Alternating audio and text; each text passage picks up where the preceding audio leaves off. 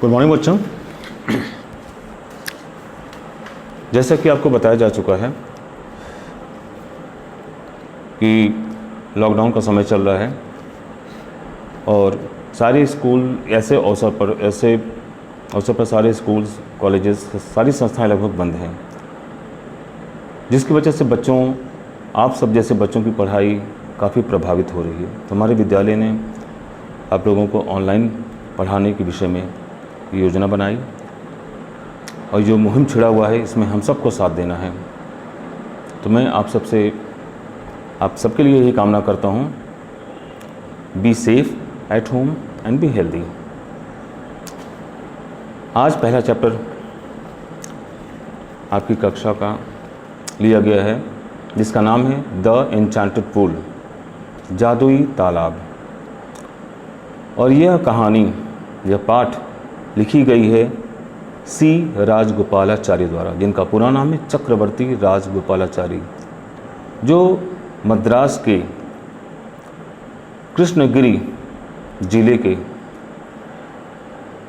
थोरोपल्ली नामक गांव में पैदा हुए थे। इनका जन्म 10 दिसंबर 1878 को हुआ और इनकी मृत्यु 25 दिसंबर 1972 को हुई है। ये बंगाल के गवर्नर रहे हैं और मद्रास के मुख्यमंत्री।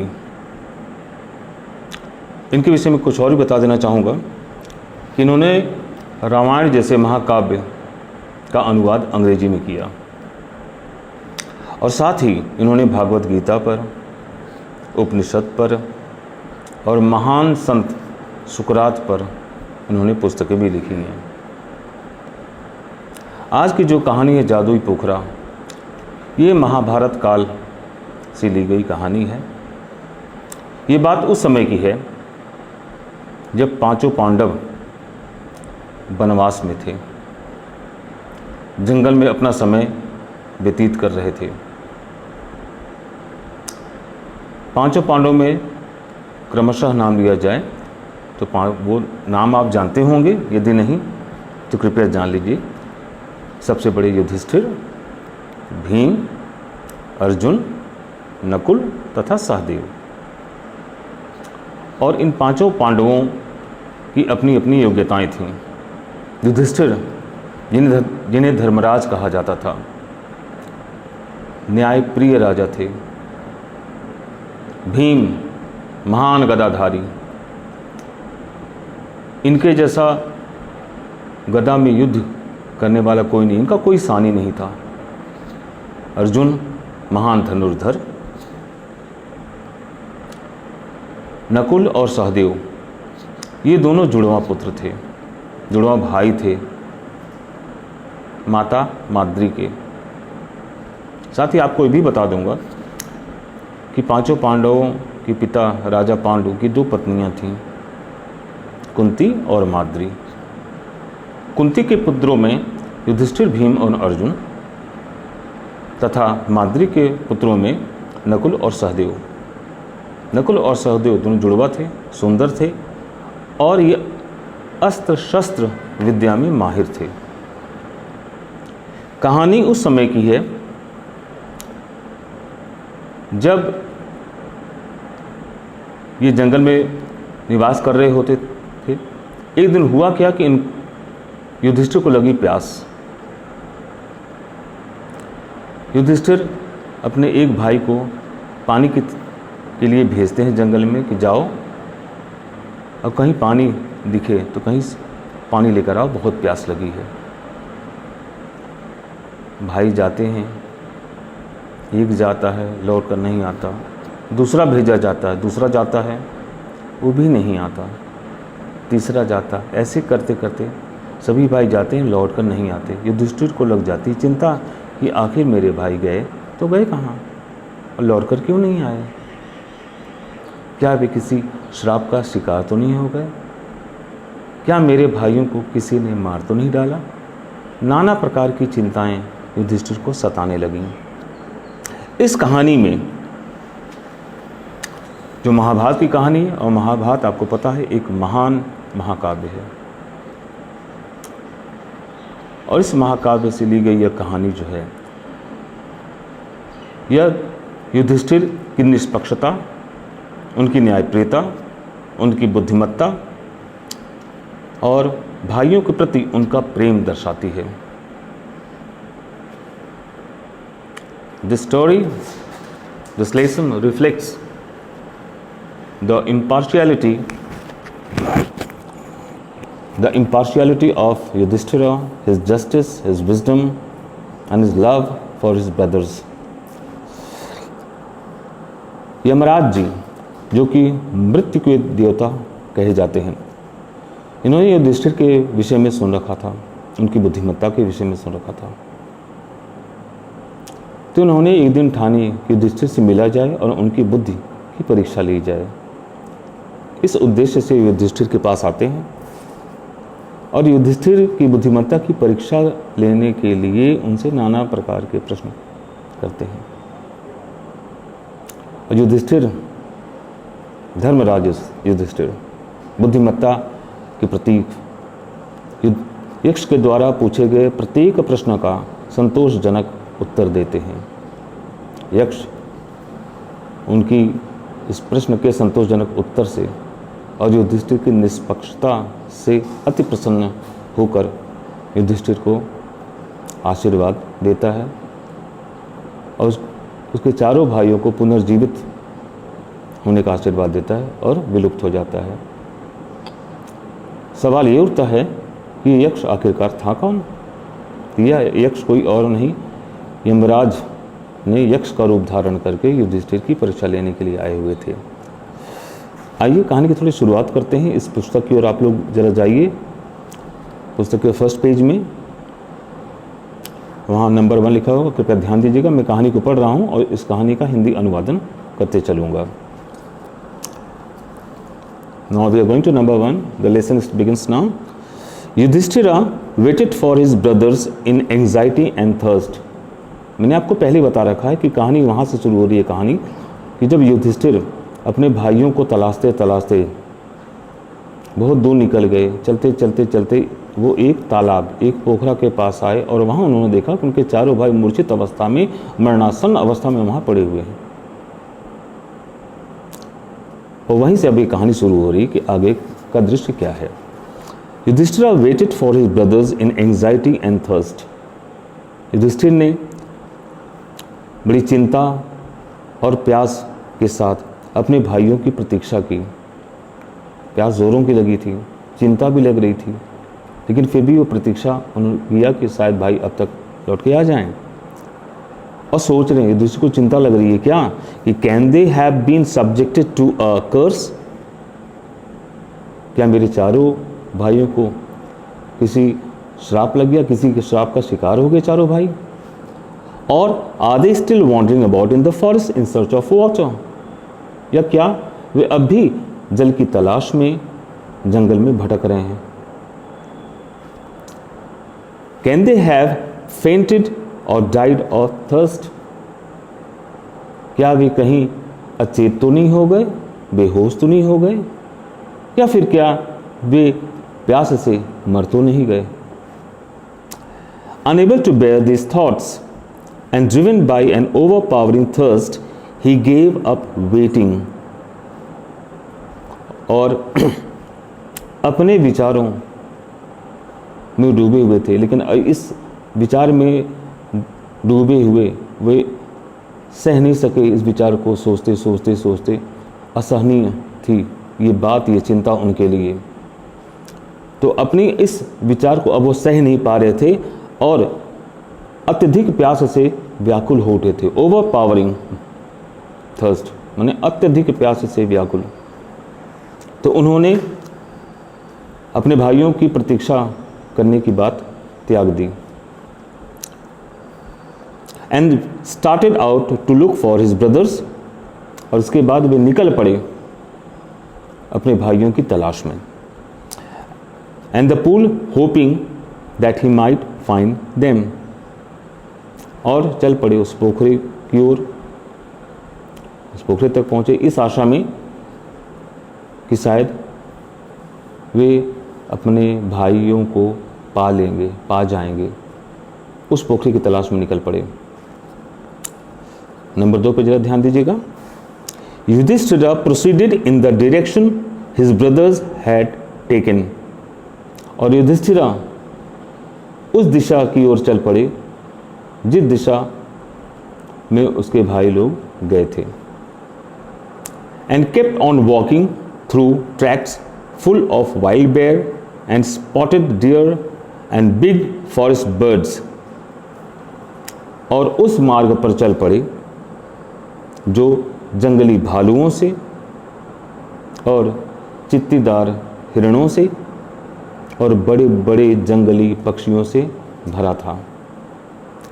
Till he came upon a beautiful green Miro, और चलते चलते चलते वे एक सुंदर हरे चरागाह तक आ पहुंचे। Around a pool of clear water,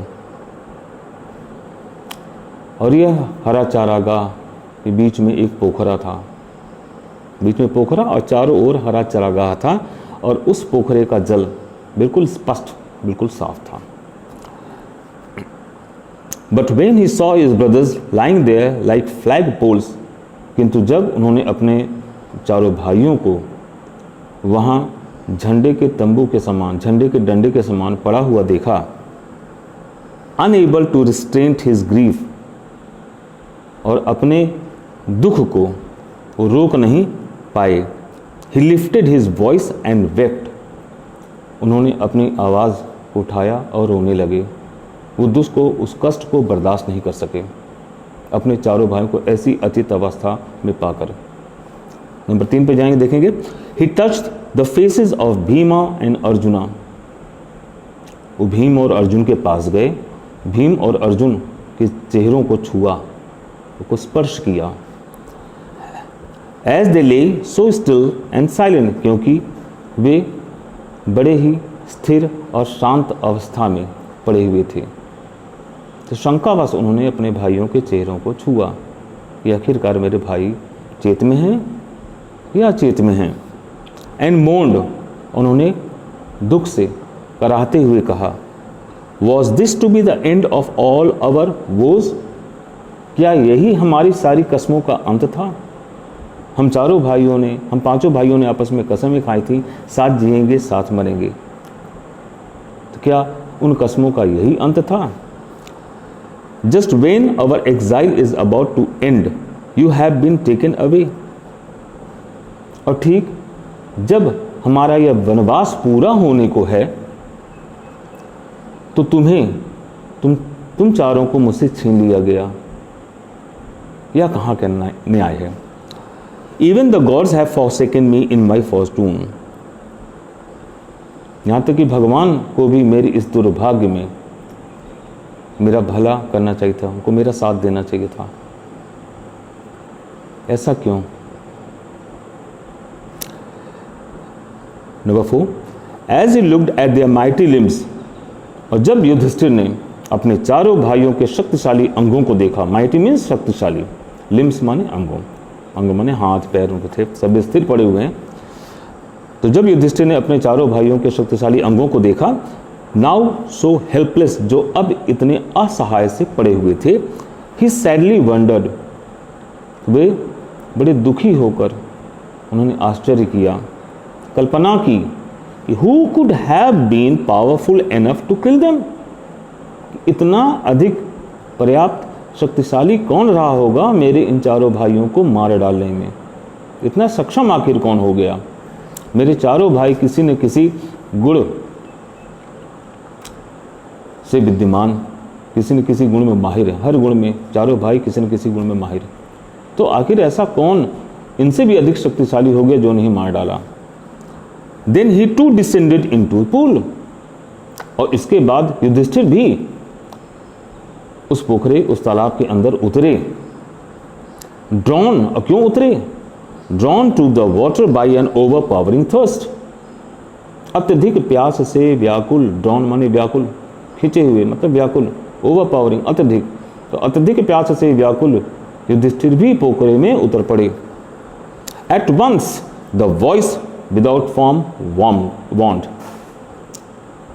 और तुरंत ही इधर इनका उतरना हुआ और जल ग्रहण करने ही जा रहे थे कि इतने में एक निराकार आवाज़, एक आवाज़ ने उनको चेतावनी दी। वो आवाज़ कहाँ से आ रही थी? कोई शरीर, वहाँ कोई आकार नज़र नहीं आ रहा था। उस आवाज़ ने, उस निराकार आवाज़ ने युधिष्ठिर को चेतावनी दी। और क्या चेतावनी दी जरा सुनिएगा। योर ब्रदर डाइड, हे राजन तुम्हारे भाई मर गए। Because they did not heed my words, क्योंकि उन्होंने मेरी बात नहीं सुनी। हीड मीन्स ध्यान से सुनना, लिसन, जिसको इंग्लिश में सेकंड इंग्लिश कहते हैं लिसन। ठीक है बच्चों, तो तुम्हारे चारों भाई मर गए क्योंकि उन्होंने मेरी बातें नहीं सुनी। They tried to drink water without answering my question, और वे मेरे प्रश्नों का उत्तर दिए बिना ही जल पीने का प्रयास किया था। और उनके साथ ये घटना घटी। डू नॉट फॉलो देम, तो हे राजन, हे युधिष्ठिर, उनका अनुकरण मत करना। कहने का तात्पर्य यह हुआ कि जो गलती उन्होंने की वो गलती आप मत करना। इसलिए answer my question first and then you can quench your thirst. इसलिए सर्वप्रथम मेरे प्रश्नों का उत्तर दीजिए और इसके बाद ही आप अपनी प्यास बुझा सकते हैं। कारण यह कि this pool belongs to me, यह तालाब मेरा है। इसलिए मेरे प्रश्नों का उत्तर दिए बिना आप जल ग्रहण नहीं कर सकते। और यदि आप ये गलती करते हैं तो आपका भी वही हश्र होगा जो आपके चारों भाइयों का हुआ। आइए देखते हैं आगे, नंबर 5। अब युधिष्ठिर क्या करते हैं? यक्ष के इस बात पर युधिष्ठिर की क्या प्रतिक्रिया होती है? तो प्रतिक्रिया देखिए जरा उनकी कि it did not take Yudhishthira, it did not take Yudhishthira, Yudhishthira को नहीं लगा अ मोमेंट, एक पल भी, एक क्षण भी, टू अंडरस्टैंड, समझने में। युधिष्ठिर को यह समझने में एक पल भी नहीं लगा। क्या समझने में? That these could be none other than the words of Yaksha, यह यक्ष के शब्दों को छोड़कर किसी और के शब्द नहीं हो सकते। यह कोई और नहीं बल्कि यह आवाज़, ये जो शब्द सुनाई दे रहा मेरे कानों में, यह यक्ष की ही आवाज़ है। एंड गेस्ड, और युधिष्ठिर ने अनुमान लगा लिया, अंदाज़ा लगा लिया, what had happened to his brothers, कि उनके भाइयों के साथ क्या हुआ था। युधिष्ठिर सारी बात समझ गए। It took him no time to see a possible way of bringing them back to life, और युधिष्ठिर को जरा भी, तनिक भी समय नहीं लगा एक उचित मार्ग, एक संभव उपाय ढूंढ निकालने में अपने भाइयों को पुनर्जीवित कराने के लिए। उन्होंने तुरंत उपाय ढूंढ निकाला कि किस तरह से मैं अपने चारों भाइयों को पुनर्जीवित करा सकता हूं। बुद्धिमान तो थे ही, बुद्धिमत्ता के प्रतीक थे। अब उन्होंने क्या कहा उस यक्ष से? He said to the bodiless voice, तब युधिष्ठिर ने उस शरीर विहीन आवाज से कहा, प्लीज आस्क योर क्वेश्चंस, कृपया अपने प्रश्न पूछें, मैं उत्तर देने को तैयार हूं। The voice put questions rapidly one after another, और उस निराकार आवाज ने, शरीर विहीन आवाज ने एक के बाद एक प्रश्न रखने शुरू किए। आइए देखते हैं कि यक्ष, और मैं आपको बता दूं बच्चों, ध्यानपूर्वक इस कहानी को सुनिएगा, क्योंकि यह कहानी कोई साधारण कहानी नहीं, ये नैतिक शिक्षा, ये नैतिकता से ओतप्रोत है। तो कृपया अब यक्ष के द्वारा पूछे गए प्रश्नों पर ध्यान दीजिएगा और साथ ही युधिष्ठिर के द्वारा दिए गए उत्तरों पर भी ध्यान दीजिए, क्योंकि सारे प्रश्न और उत्तर हमारे जीवन से संबंधित हैं बच्चों। तो कृपया अब ध्यान दीजिएगा, यक्ष ने क्या पूछा, युधिष्ठिर ने क्या जवाब दिया उसका। पहला प्रश्न यक्ष पूछता है, जो यक्ष ने पुटअप किया, what rescues man in danger. What, क्या चीज रेस्क्यूज बचाता है मैन, मनुष्य को, इन डेंजर, खतरे में। अर्थात कि मनुष्य को खतरे के समय क्या चीज बचाती है, तो क्या चीज है जो उसकी रक्षा करती, बचाती है। तो युधिष्ठिर का क्या जवाब आया, युधिष्ठिर का जवाब था करेज, साहस, हिम्मत। कहने का तात्पर्य यह है बच्चों, यदि हम अपने जीवन पर अमल करें कि जब भी हम किसी खतरे में पड़ें तो घबराएं नहीं, साहस से काम लें, और साहस ही हमें बचाएगा। ठीक है बच्चों, यक्ष के द्वारा पूछा गया अगला प्रश्न। अब एक के बाद एक यक्ष का प्रश्न और युधिष्ठिर का उत्तर यहां देता जाऊंगा, ध्यान दीजिएगा। अगला प्रश्न है, by the study of which science, by the study of which science. Science का मतलब क्या होता है बच्चों? साइंस का मतलब पूछा जाए तो आप बताएंगे साइंस में विज्ञान होता है, लेकिन साइंस के कुछ और भी अर्थ हैं। मैं आपको बता दूं कि साइंस माने शास्त्र भी होता है। तो by the study of which science, किस शास्त्र के अध्ययन से, किस शास्त्र की पढ़ाई से मैन बिकम्स वाइज, मनुष्य बुद्धिमान बन जाता है। ऐसा कौन सा शास्त्र है जिसको पढ़कर मनुष्य बुद्धिमान बन जाए? क्या वो हिस्ट्री है, जियोग्राफी है, इंग्लिश है, हिंदी, क्या है? तो युधिष्ठिर का जवाब था, नॉट बाय स्टडिंग एनी शास्त्र डज मैन बिकम वाइज, कि मनुष्य किसी शास्त्र के अध्ययन से बुद्धिमान नहीं बनता। तब बुद्धिमान कैसे बनता है? It is by association with the great in wisdom that he gets wisdom. यह तो बुद्धिमान लोगों की संगति से ऐसा होता है कि मनुष्य बुद्धिमान हो जाता है। कहने का मतलब, यदि मनुष्य बुद्धिमान होता है तो कैसे? बुद्धिजीवियों की संगत से, सत्संग से। आपने सत्संग नाम सुना होगा, माने अच्छे लोगों की संगत से, बुद्धिमान लोगों की संगत से ही मनुष्य बुद्धिमान होता है, समझदार होता है। अगला प्रश्न, the यक्षा asked, what is swifter than the wind. हवा से भी अधिक तीव्र क्या है? ऐसी कौन सी चीज है जो हवा से भी तेज चलती है? युधिष्ठिर का जवाब आया, माइंड, मन, मस्तिष्क। मन ही ऐसी चीज है जो हवा से भी अधिक तेज चलती है। हम कहीं भी किसी भी स्थान का हम विचार बना लें कि हमें वहाँ जाना है, तो हम वहाँ नहीं पहुँच सकते, हवा वहाँ उतनी तेज़ नहीं पहुँच सकती, लेकिन उससे पहले हमारा मन वहाँ पहुँच जाएगा और कल्पना के सागर में हम डुबकियाँ लगाते मिलेंगे। अगर हमें सोच लें कि हम अमेरिका में, तो अमेरिका के बारे में सोचने लगे तो हमारा मन पहले वहाँ पहुँच जाएगा कि अमेरिका में बड़ी ऊँची ऊँची अट्टालिकाएँ होंगी, बड़ी बड़ी बिल्डिंग्स होंगे, है ना, ऐसी सड़कें होंगी, तमाम चीज़ें हमारे मन में विचरण करने लगती हैं, तो मन पहले पहुँच जाता है। इसीलिए कहा गया है कि हवा से भी अधिक तीव्र यदि कोई चीज़ है तो वह है मन। अगला प्रश्न, what is more faded, what is more faded, क्या चीज अधिक उदास होती है देन अ ड्राइड स्ट्रॉ, एक सूखे तिनके की अपेक्षा, एक सूखी घास की अपेक्षा अधिक उदास क्या चीज होती है? अधिक मलिन, अधिक उदास क्या चीज होती है? जवाब है अ सोरो स्ट्रिकन हार्ट, एक दुखपूर्ण हृदय, एक कष्टमयी हृदय। अगर दिल को ठेस पहुंची है तो दिल जितना उदास होगा उतना उदास कोई चीज़ नहीं होता, उतना कष्टमय कोई भी चीज़ नहीं होती बच्चों। अगला प्रश्न, व्हाट बीफ्रेंड्स अ ट्रैवलर, किसी यात्री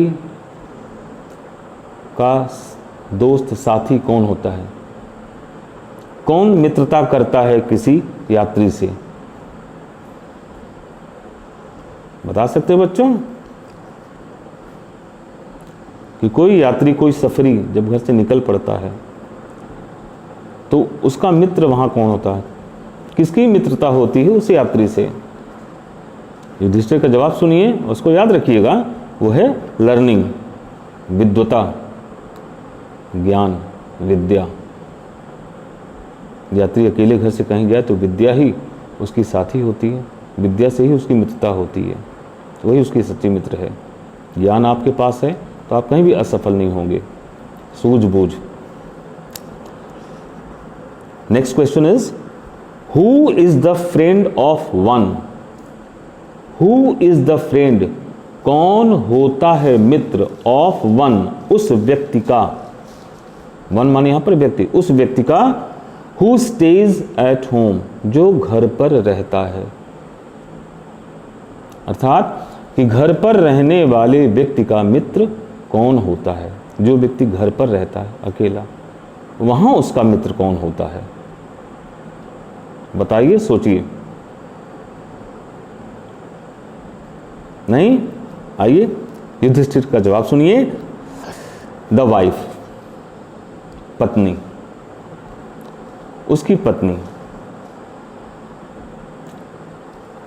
पिछली बार मैं पढ़ा रहा था तो कुछ बच्चों ने पूछा, प्रश्न किया कि सर आप कह रहे हैं कि घर पर रहने वाले व्यक्ति का मित्र कौन होता है? तो आपने जवाब दिया पत्नी।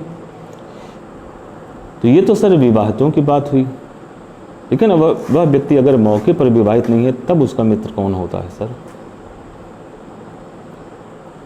तो सीधे सरल शब्दों में आपको बता दिया जाए, क्योंकि आप बच्चे हैं, विद्यार्थी हैं, है ना?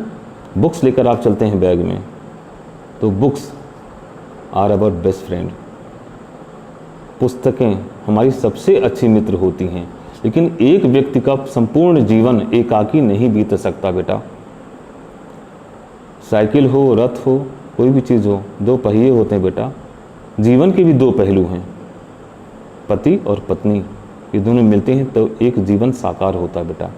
इसीलिए कहा गया है, जवाब बिल्कुल सटीक दिया युधिष्ठिर ने, कि घर पर रहने वाले व्यक्ति का मित्र उसकी पत्नी होती है। Next question, what accompanies a man in death? What, क्या चीज, एक्कम्पनीज, साथ देती है, अ मैन, किसी व्यक्ति का, इन डेथ, मृत्यु में। मृत्यु में किसी व्यक्ति का साथ कौन सी चीज देती है? ऐसी क्या चीज है जो व्यक्ति की मृत्यु में साथ साथ चलती है? क्या है वो? तो युधिष्ठिर का जवाब, धर्म। धर्म, दैट अलोन एक्कम्पनीज, वही अकेला साथ देता है, द सोल, आत्मा का, इन इट्स सॉलिटरी जर्नी, उसकी एकाकी यात्रा में, उसकी अकेली यात्रा में, आफ्टर डेथ, मृत्यु के पश्चात। कोई भी साथ नहीं देता, मनुष्य मर जाता है तो आत्मा यहाँ से चल पड़ती है इस लोक से उस लोक के लिए। सारे हमारे माता पिता भाई बंधु धन दौलत सुख संपदा सब यहीं रह जाती है, साथ आपकी आत्मा के साथ जाता वो धर्म। आपने जीते जी जितना धर्म का कर्म किया, वो धर्म उस आत्मा के साथ जाती है, उस अकेली आत्मा के साथ वो यात्रा करती है मृत्यु की पश्चात। अगला क्वेश्चन। तो आज के लिए बच्चों इतना ही, और आगामी जो पंक्तियां हैं जो रह गई छूट गई हैं आगामी कक्षा में। और एक बार फिर से आपसे कहूँगा, to stay at home, be safe and be healthy.